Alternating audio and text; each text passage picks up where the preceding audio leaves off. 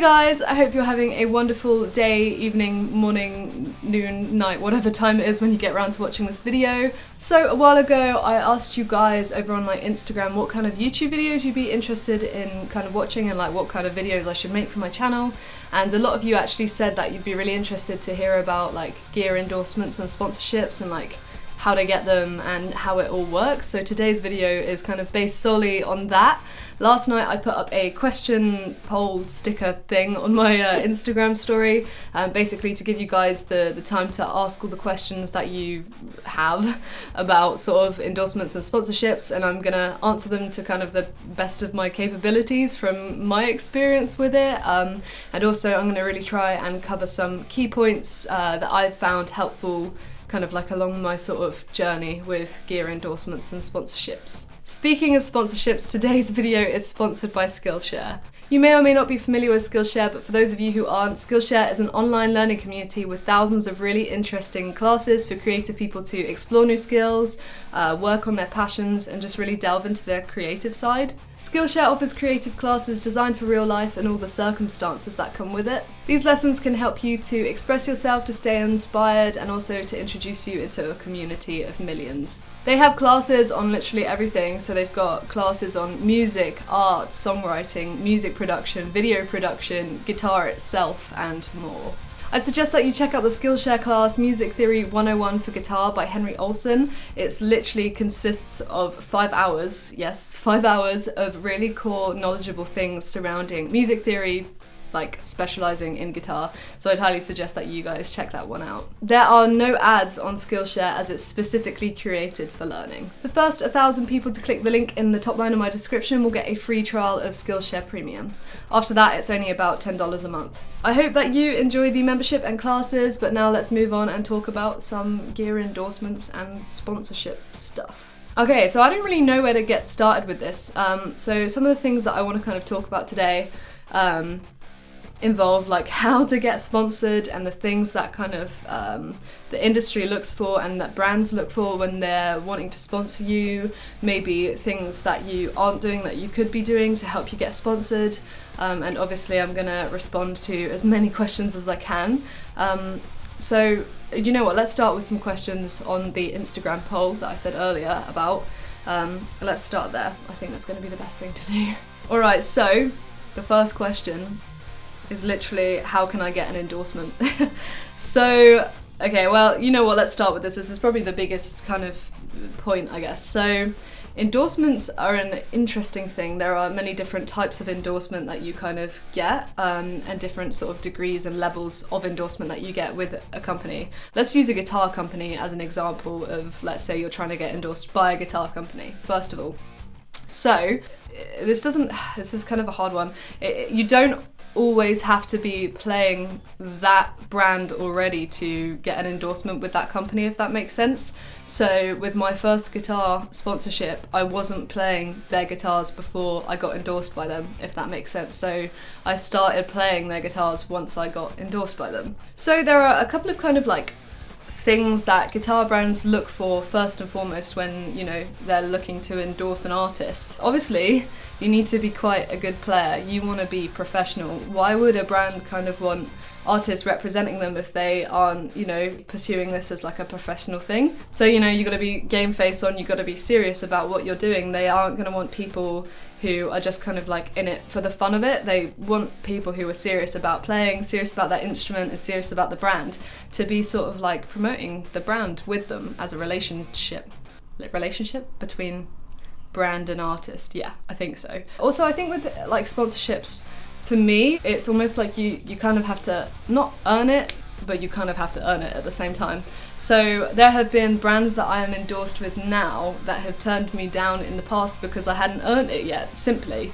And that's fine, like that's totally understandable. I just wasn't there yet. I wasn't ready to kind of be on board with that, you know. I just needed to do a bit more growing and a little bit more progression and development, and then, you know, you kind of get there. Like it's not to say that a brand won't endorse you in the future if they turn you down now. Point number 2 is that they're looking for people who have some sort of audience, be it like in real life, Obviously not now as much because of coronavirus, but so yeah, if you're playing in front of like crowds, or also if you have like an online following, that's obviously, it's not the be all and end all, but it's a massive bonus if you have an audience of yourself to push and represent their brand to. And the other thing is that you need to be showing that you're working for it. You need to work quite hard to get endorsements, I guess. And the content that you're putting out online, like, it needs to be of high quality, because they aren't going to want someone representing and playing their products if the videos and the photos that they're posting aren't good in quality. They want you to make their products look nice. Understandably, you know, it's not going to be great if they don't look good, right? And if they don't sound good. And then I think the final point to talk about with this particular question is like, you need to have like an unconditional, not always actually, but it's better if you can have an unconditional love for the product or the brand that you're looking to endorse. Most of the brands I'm sponsored with now, so I've got PRS Guitars, Diodario and EVH Gear are kind of the three main ones, if that makes sense. And with all of those products, I was repping their gear before I even got endorsed, like unconditionally. They weren't asking me to do anything to represent their gear. I didn't even really kind of think about being endorsed. I was playing the gear because I love playing the gear, and I still do. So it's, you know, they know it's coming from a really genuine place when you're like, oh my god, like, I love this gear, it's so great. And obviously they haven't asked you to say that. It's just, that's genuine. Like, you really have a love for their gear. I feel like I rambled on way too much for that question, so let's move on to another one. What? What do you mean? You want to know how to get sponsored?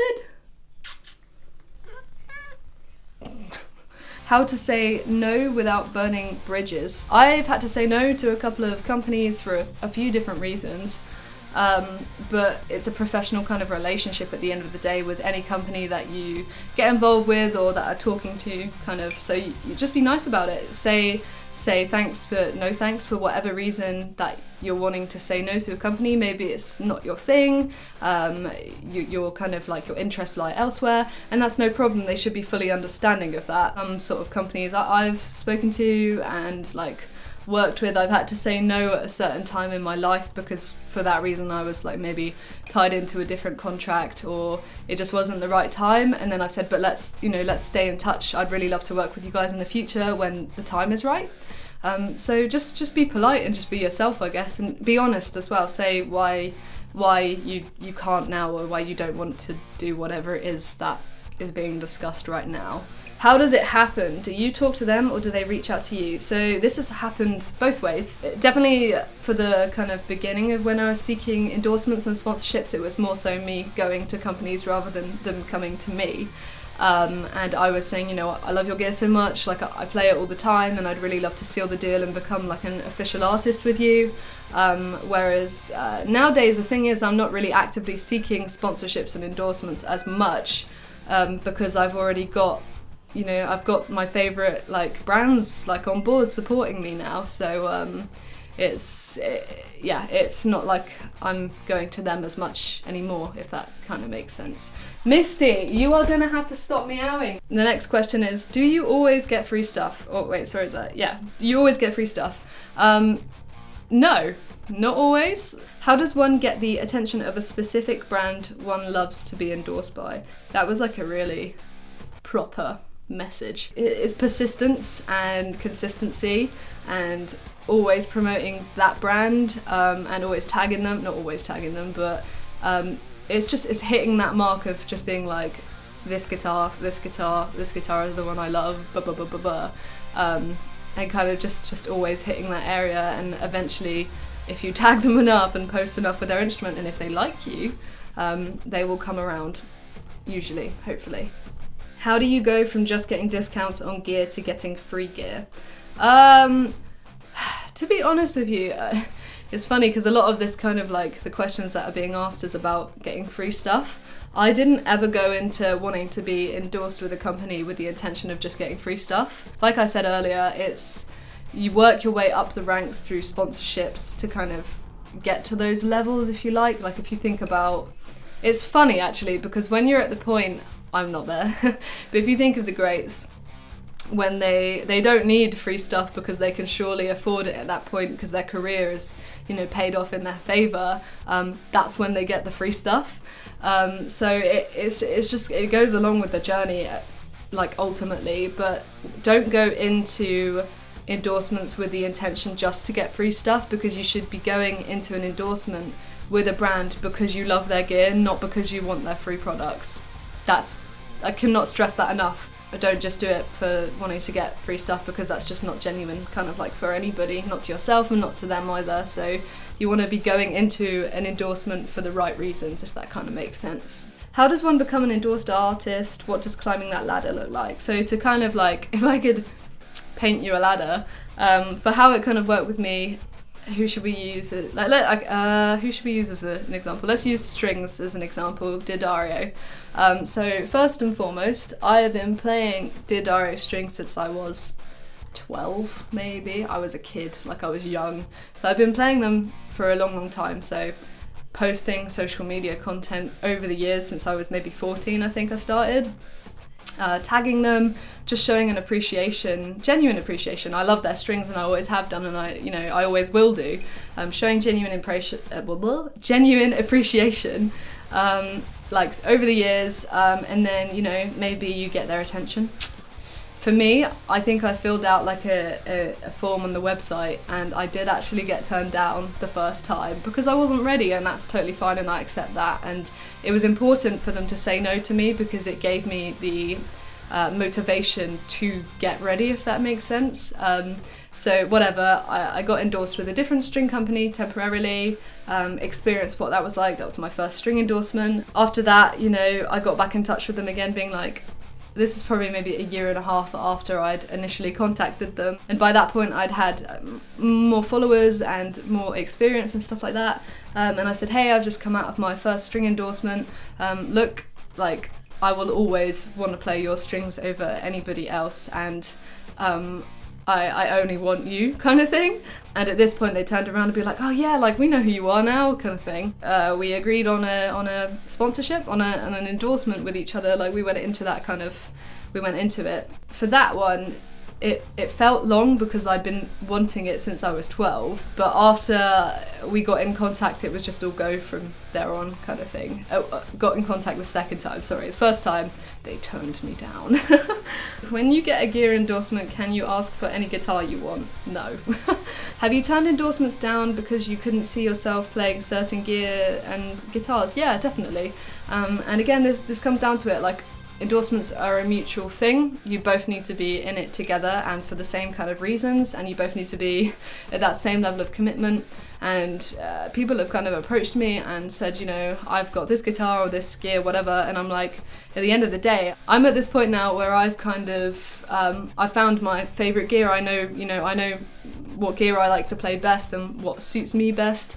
So ultimately, if brands come to me and they say, oh yeah, like, we've got this and this, and I'm like, that's great, and like, I really like what you do, and I really like your gear and such, but at the same time, it's I will never be able to give them that 100% level of commitment because that brand is not where my heart is, if that makes sense. So yeah. Does it ever feel limiting being endorsed by a brand? I have had this in the past, in certain like exclusive contracts and stuff like that, because if you're in an exclusive contract, obviously that means you can only play that brand and that brand only. And if you only have one product from that brand, and that product, like, say you needed a whammy bar and it didn't have a whammy bar, then you're gonna be limited in that kind of aspect, I guess. But ultimately now, because I'm with all of the brands that are my favourite, I don't feel limited at all. And they're so supportive and lovely that if I ever need anything or any help, they're always there to, be right on call.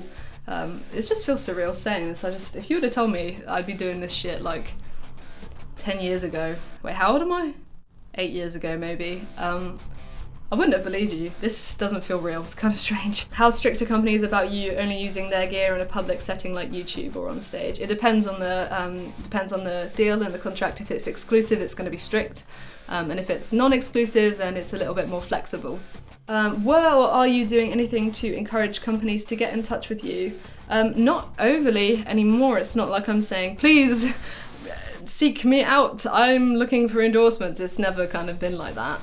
It's just it's more subtle, isn't it? It's the grind that, like, over a long period of time, consistently, you're hitting the same kind of markers to get people's attention, and you're working hard kind of for it over a long period of time, and that progression, and then eventually they'll kind of, either you contact them and you can show them what you got, or they'll find you. So there's different ways that it kind of like comes about, but at the moment at this point, like, no, I'm not kind of like actively doing anything to try and seek out sponsorships or endorsements, like I said earlier. It's just kind of like all part of the journey, I guess. I hope you guys enjoyed this video. It's a bit weird, wasn't it? T-chats. If you have any more questions, then drop me a comment down below. Let me know what you thought of this video. Like, subscribe, and, well, comment. It really helps me out when you guys do that. I wish you a lovely rest of your day, week, and I hope you're all safe and well, and I will see you guys in the next video. Yeah, I hope it was helpful. Bye.